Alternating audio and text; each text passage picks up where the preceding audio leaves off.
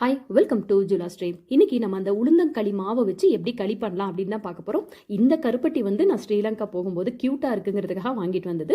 உங்ககிட்ட நார்மல் கருப்பட்டி இல்லைன்னா வெல்லம் போட்டுக்குங்க. அதை நான் எடுத்த டம்ளரில் அரை டம்ளர் உங்கள் ஸ்வீட்டுக்கு ஏற்ற மாதிரி அதில் 2 டம்ளர் தண்ணி விட்டு ஏலக்காயும் நான் அதிலே நச்சு போட்டுட்டேன். கரைஞ்ச ஒன்றா வடிகட்டிட்டு அதில் 1 டம்ளர் எக்ஸ்ட்ரா தண்ணியும் ஆட் பண்ணியிருக்கேன், 1 டம்ளர் மாவு ஆட் பண்ணியிருக்கேன். இப்போ இது எல்லாத்தையுமே வெளியில் வச்சே நல்லா கிளறிட்டு நம்ம கட்டி இல்லாமல் இருக்கும்போது அடுப்பில் வச்சு நம்ம கிளறிட்டே இருக்கணுங்க.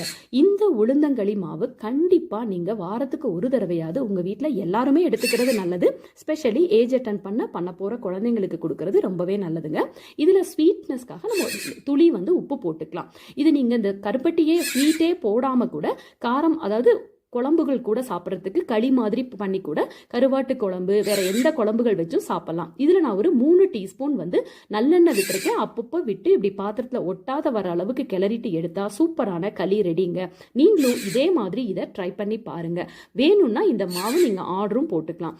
ரொம்ப சாஃப்டாக இந்த களி சாப்பிட்றதுக்கும் ரொம்ப டேஸ்டாக இருக்கும். கண்டிப்பாக இதை ட்ரை பண்ணி பாருங்க. தேங்க்யூ.